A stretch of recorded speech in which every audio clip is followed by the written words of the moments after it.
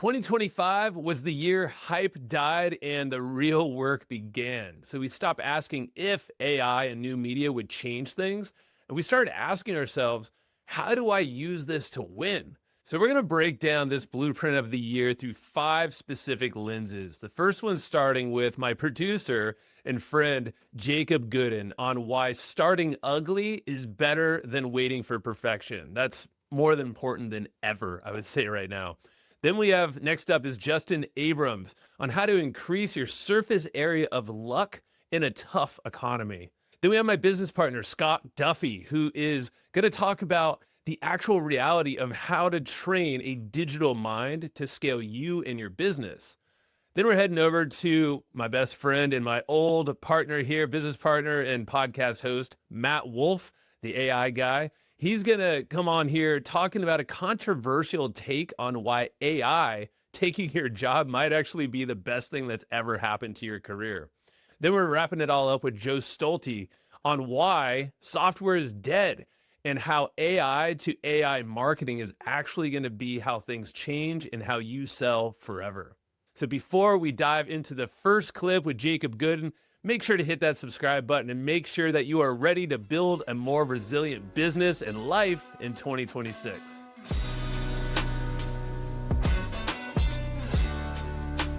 I like the conversations you and I have about the media. You made a great point, which I want to go through, is like it's never been an easier time to actually create content and make something of yourself, put your voice out there. There's so many different mediums now, like new ones, existing ones that are kind of having new shifter moments, like podcasts going to YouTube, for instance. You have great insights there. But also, like the why, because that's like you see the spectrum of different shows. You have your own show. It's like, oh, why even do this? Like, why would you have this? And like, how can it look? Like, how can it be packaged up and done consistently for the right reasons? So I kind of want to just talk about that. Maybe we start there. Yeah. I don't know where you want to pick up there. Well, I think the why is really interesting because since before I even worked for you, I was like, I'm going to have a podcast. Mm-hmm. And I bought the microphone and I sat on it for, 5 years, something crazy. It was longer than that. I had it before. I sat on it for like 7 years, just thinking about like, what do I want my show to be? I came up with all these ideas. I could do this. I could do that. I was like really into the music industry. So I was like, I'll do music industry news. And then I started working for you and I was like, I could do editor type stuff. And then during COVID, I had this idea. I got lonely during COVID, like most of us did. And I started having conversations with childhood friends. We all grew up homeschooled, and we would have these conversations about like what it was like growing up like that, and then now being an adult, and what's changed, and who are we as people now, and all this stuff. And so within that, it sparked this idea of like, oh, this might be the thing. This might be the podcast, right? And then it was like, okay, what's the intentionality behind it? Because I don't want to just like be a bunch of people just sitting on a couch like yapping about nothing, right? Like we need to have some kind of driving factor for it. And so it kind of was like, okay, well, let's think about that. And it took another 4 or something years to like flesh it out. But I took way too long doing this. I'll just be honest. But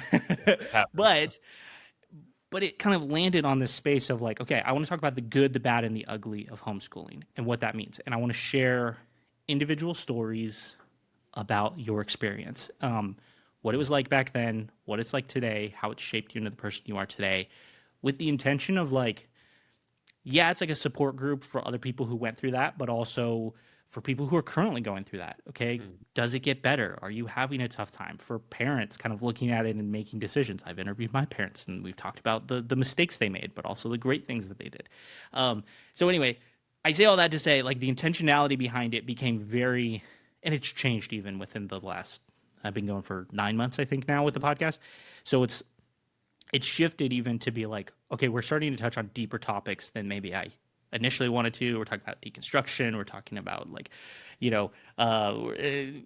heavy stuff that maybe needs a little bit of therapy sessions. Yeah, exactly. Yeah. Parenting. We're talking about all this stuff it's very heavy topics sometimes. Not always. We also touch on the fun, laugh at it, cringy homeschool stuff. But it was this intentionality of like, let's find the spot. And so that's when I work with people like yourself, like with working on an RV podcast, like figuring out what is the reason you're doing this? And then like, let's find the space for that, right? Where's the packaging fit the best? Is it a podcast? Is it a YouTube channel? Is it a TikTok account? Like, it might not be any of those things. It might be a blog. Who knows? We have to find that space. That's the first thing. And then you can go from there. I guess podcast, would you say podcast is like the best way to capture? Because when I think of content, like I'll just give my thought on it really fast is, and how I've coached a lot of people is like, hey, you want to capture it, at least, audio and video, high quality. We're using Riverside.fm right now. Is it perfect? No, but no program is, and make sure your equipment is compatible. That's also something that we all learn along the way. But I think of like capture. How do you high quality capture whatever the thing is that you decide that you're going to do? And then know that can be turned into all sorts of different types of content. So like in terms of the destination, if you capture it well in like this, like what we're doing at the highest quality, like 4K if you can, because everything's on big TVs now, even, YouTube videos. So just these are all the things that I think about that I know you've coached me on too, but like we've coached each other. But are there any I guess core principles, like foundational things that before someone actually commits to it, like what should they have in mind, equipment wise, software, process? That's a hard one to answer because everything is a little bit different, right? But I think we have a friend, Chris Kremitzos. He has this like start ugly philosophy. And I'm with that. My podcast is not super polished. It's like sometimes it's recorded on Zoom. That's just what's easiest for my guests. So I also have to, there's a level to which you have to like meet people where they're at. And so I think about like, yeah, of course you could go spend $5,000 and get a great camera and a mic setup and all these things. Or you could just pull the thing that's in your phone, in your pocket, right? Your phone, pull that out and just start figuring out how to use this to make something. And that I think is like what's incredible is like, this is why it's so easy. You could literally make an entire podcast just on this thing right here. And there's apps, of course, Riverside is fantastic. Love Riverside. Descript is one that we highly recommend. Like they're all in ones. But even just like, if it's just you as a content creator, if you don't want to do interview stuff, like just use the camera app that's built into your phone. Like just do it. And then, you could get a microphone. There's, of course, like wireless mics are great. You can get wired mics. I just upgraded my phone. So now I can plug my sick MV7 in directly into my phone if I want to. Like I can, yeah, of course. But this is a $270 microphone, right? I have we talked about tech issues. I have like a $150 to $200 camera setup that just wasn't working with Riverside today. I'm shooting this on my iPhone. I didn't see a difference quality wise. Honestly, this might even be better. So there you go. It's very possible. Yeah. Yeah. So it is one of those things where it's like, I used a $15 webcam for years of shooting just like my tutorial content that I would use internally with teams of just like, I'm making Loom videos, right? Like I don't think it's always so much about like, oh, you got to have all of the tools and get paid. Use what's free, get started. But once you want to upgrade, I think Descript is like the easiest video editor. It's also, if you have a podcast, it's like a fantastic editor for that as well. But if you want to make YouTube content, you want to make blogs, you want stuff transcribed, like you talked about, like setting yourself up to make things like 6 different ways is awesome. It doesn't mean you have to make it 6 different ways. Right. Yes. You got to capture it somehow. And if you're going to capture it yourself or with someone else, do it right, at least in a way that works. Are there any issues that you find, or maybe like as you coach some folks or whatever, like navigating opportunity and, issues in getting passionate with an opportunity, or, because like it can quickly lead to burnout for some folks if you don't approach it correctly? So opportunity shows itself in quite a few different ways. I often speak to young people that are in pursuit of their first job, and the hiring market for juniors in any category right now is really difficult. And you may be looking at a really long stint of unpaid internships, and lots of folks just cannot afford, literally financially afford an internship. They quite literally need the income. When that's the scenario, an opportunity comes calling, probably shouldn't have too much of an opinion about how you make money. And it's always easier to find a gig when you have a gig. That's age-old wisdom and advice right there. So It really depends on where you are in your career projection. It really depends on what your network looks like. It really depends at where you are in the stages of your career. And so opportunity presents itself differently for the different stages. If I'm talking to a younger audience, it is about being employable. Demonstrate your ability to be employable. So if you made it through high school and you didn't have a job, I had my first job. I was 12 years old. I was a caddy at a golf course. Super Nice. accountable. It's the first time I ever got told F you to my face because of my performance was subpar. That's a way to learn I fast. never heard that Huh? again. And that's the way to learn again. It's from some super rich local that won't pay you for your round because you just weren't good enough. And so that's like getting a job, demonstrating you're employable, demonstrating that you have a pursuit of skills, no matter what job you get. Again, the lens you look through, you could become passionate about the core skills that you stitch together for that experience, or you could just be slogged by it. It could be a drag, but that's all about you, man. Like that's all about the person, and like it depends on the lens that you look in. I can honestly say I've had some really horrible jobs in my life, but I can dot them all together. I can stitch every single job as a formidable experience, and I can tell you a story from each one of those jobs that compounds today, 20 something years later, into a professional career. Now, opportunity for a more mature professional looks different. It looks like promotional opportunities. It looks like, is now the right time after raising kids to start that business I always wanted to start? It looks like the pursuit of financial freedom. It looks like the pursuit of travel and calming down and maybe distributing wisdom. And so opportunity presents itself, depends on where you are in the stage of your life cycle. But man, being a dad of young kids, being exposed to the youth and to the next generation of professionals that are out there, the number one thing that I implore is demonstrate employment. I don't care where you had a job. I don't care where you have a job currently. I care that somebody else has a litmus test on you and that you're proven. And now we can all grow into potential. And again, the opportunity will give you new sets of skills to explore that maybe you'll become a professional at. So this is all a compounding experience.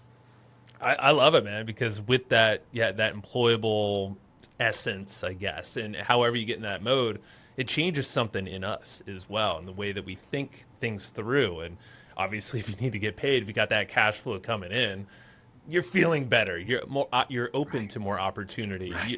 Yeah, those Exactly. dark corners that in your mind are now lit up to something quite different, and things just show up, and you're like, holy crap, it was just right there the whole time. I'll give you another piece on it.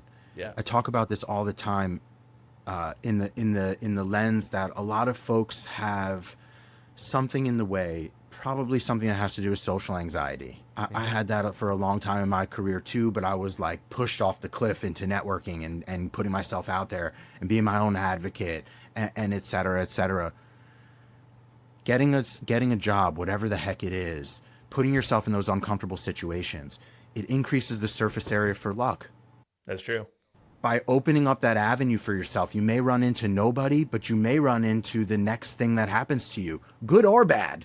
Yeah. Luck doesn't always have to be good. It could be bad luck on that day that you run into. But if you stay static, you can guarantee one thing is that momentum is cut off. And so for anybody that is pursuing opportunity or they're passionate about something and want to explore it a little bit deeper, again, I specialize in that 0 to market, that 0 to 1, that getting that minimum imaginative product off the ground. And like, how can we figure out how to increase our surface area for luck? For young people, it's about getting a job, demonstrating talent, building your small network, getting referrals, taking the next coffee break. Just get out there and make a name for yourself. For the folks that are a little bit more mature in their career, you have options. Now you have experience, you have worldliness, you have a little bit of wisdom, you have a network. The options are just different, but we're all kind of in the same pursuit of where is the next opportunity coming from for me to say yes or no to. And that comes back to increasing the surface area for luck. That means like, yo, take the day off to go skiing. Yeah. Treat yourself to the afternoon to go get your nails done or go out with your friends. It's not really about enjoying the moment. If you're in pursuit of opportunity, you're hungry for it, every one of those outlets is an opportunity to connect with a new individual, which opens up new opportunity. You were the very first paid customer of Delphi. You were the original innovator that was in on that stuff, right? I didn't know that until for a long time, but you're right. Yeah, I was the very first paying customer. That was like over 2 years ago now. It was funny because, yeah, I was in the offices of Delphi. I know you know this, but I'll just say it. Up in San Francisco, meeting up with them back in March of this year. And that's where they told me, hey, it's our 2-year anniversary. I was like, what? Like literally the day. And this is in front of their whole team, like 15 people or so, engineers and everything, maybe more.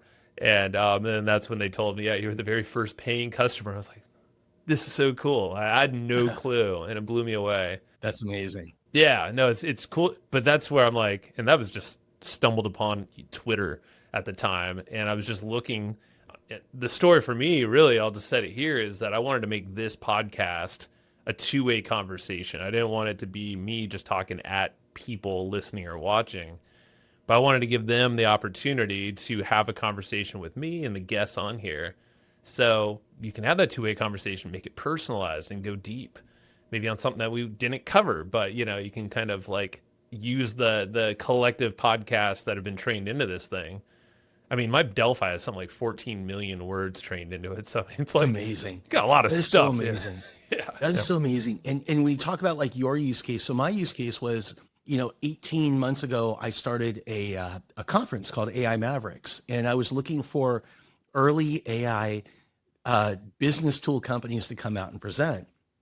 And I was introduced by you to Delphi, and Delphi came out, and when we were first, and they had very few customers at the time, right? Because all this stuff is really new, all this stuff is really early, and my use case was I had shifted from where I used to teach. I have a couple of books out there on entrepreneurship, on startup and scale and things like that. But I wanted to move out of that space, and I just wanted to talk to people about AI. And what I found was people kept pulling me back into the old stuff. How do I raise money? How do I do this? How do I do that? And so I said to Andrew, our friend, Andrew over at Delphi, I said, this is my thing. I want to spend all my time over here. And he said, well, let's take all of the content that you have. Let's take all 3 of your books. Let's take all of your podcasts. Let's take all the videos that you've shot. Let's take, I had hundreds of articles and blog posts and things like that. And he said, let's put them in there. And he said, let's just train your digital mind. And from now on, when somebody asks you, how do I raise capital? Just send them to your website and have them ask you. And the crazy thing is that from the first person who went on there, it just be like, at first it seemed kind of weird to me. And I'm like, how is this going to work? Totally. But what I found was that from the first time somebody went on there, they're like, man, that was awesome. I was on your clone for 50. I remember he said 50 minutes just talking and having this one-on-one conversation. And it was about raising capital. And so, I have other friends, we have other friends who've done the same thing, but now what they do is they'll charge X number of dollars a month or something like that for that 24/7 access. What that did for me is it gave me so much time back, and it enabled me to focus on the programs and the things I wanted to do in my business without missing a beat with those particular customers or leads or prospects. That's the key thing, is that it's scaling you in a way where it doesn't need to involve your time. Right. So many people have, they start with, what is the thing that's bottlenecking them in the business right now? Where can you add more value, to an existing community? But then pretty quickly after, actually, most of the time, is they see how well it's working, like pretty quickly after, you're onboarded, you have the it's all programmed, content's in there. Then you start thinking like, where else can I use this? And then that's where we've seen a lot of people turn into and like create a front end, lead gen type of experience that then can turn into a subscription. Maybe it's a new subscription, revenue stream for their business because of that, all access pass basically. And and what I've heard is like it's literally little to no maintenance when it comes to these things. Obviously, want to keep it up to date and check in and make sure you're optimized with the new things coming out, but it's a whole different type of media, really. Like Right. just like podcasting, if you think about now, this is a different form, a way it's modulating your existing content, but you're technically creating new a way of engaging people online or anywhere in the world. When it also, you know, coming back to the topic of like AI sort of taking jobs from people, Yeah. I welcome it. As do like, I. here's the thing, like there's this like double sort of thing that's happening with people where they come home at the end of a long day and complain about how much they hate their job, but then at the same time they jump on Twitter and talk about how scared they are that AI is going to take their job, right? I think the jobs that people don't enjoy doing, the ones where you're coming home and you're complaining at the end of the day about how much you hate your job, those are likely the ones that AI is going to take first, right? And like, why are you freaking out about that? I don't want to be like unsympathetic. I am very, very sympathetic. I am very empathetic. Whenever people talk about like their fears with AI, I like to listen. I like to address them. I like to talk about them. I like to understand where all these, like all sides of things are coming from. And so I know saying that sounds very unempathetic of like, screw your job. You hate it anyway. Why do you care about it? Like, why do you care if you lose it? Well, also jobs create income and you need that income to survive. And I understand that part of it. But could we also possibly see this as like a blessing in disguise? If AI takes that job, maybe it means you're going to move on to something that you actually want to be doing. Maybe it's something you actually enjoy doing. Maybe it's something that you're not coming home at the end of the day going, I hate my job, right? Like maybe that's what it's going to create for you. Maybe we can look at that glass half full versus glass half empty side of things and look at this as like, if AI ends up taking your job, well, then A, it probably wasn't the most skilled job in the world. B, it probably wasn't the most fulfilling job in the world. Maybe this is that blessing that you need to go and find something that is what you really want to be doing. Saying that, and you know, I'll step off my soapbox here in a second, but saying that there is no better time in the history of humanity to go and create your own career, to go and build your own thing, to go and create your own software product and try to sell it, to create your own YouTube channel, your own podcast, your own blog, your own sort of content business, your own agency to help other people. It has never been freaking easier to do any of that. You've got ChatGPT, you've got Perplexity, you've got tools to make graphics for you, you've got AI tools to do SEO and copywriting for you. You've got tools where you can give it a prompt and it will build software for you. Like there has never been a better time to start building some little side hustles. So when your job goes away, the one that you hate, the one that you say at the end of the day, I hate my job, but also complain that AI might take it away. Well, guess what? Start building something else with everything at your disposal, because if you build something else with everything at your disposal, you won't give a shit when it goes away. In fact, you'll probably be cheering that now I get to focus my time on the thing that I want to be doing. All right. Soapbox off. And you're damn right. And yes, and if you are offended by anything Matthew Wolfe just told you, you should start listening to Matt Wolfe's videos more. You know, mine too. But start building this stuff. Like literally, if it's pissing you off, it probably means there's some truth behind it. But I feel like a lot of the world, I think there's just a misunderstanding of what is happening right now. When I give keynotes, I'll have a slide that says the future of marketing, and it's a picture of C-3PO and Han Solo. You remember that scene in Star Wars, like, never tell me the odds. Because today, it's going to be non-portable intelligence. It's like, it's in your computer, it's in your phone, and it'll get to personalization where, why would I need to see a software screen? Software is dead, it has stage 2 cancer. Like, it's all going to be talking to an LLM that gets the result for you. And so I've never heard of software stage 2 cancer. It's so true. It's not gone yet, but it's, you know, and I don't want to make light of cancer. You know, my father passed away from cancer, so I don't want anybody to take offense to that. It's just an analogy. Like it's not gone, but it's in trouble. It needs to be helped. And the way that it's going to be helped is things are going to start to look more like an LLM chat type personalized experience where it's automatically updating and having almost like a C-3PO conversation with you in the computer or the phone.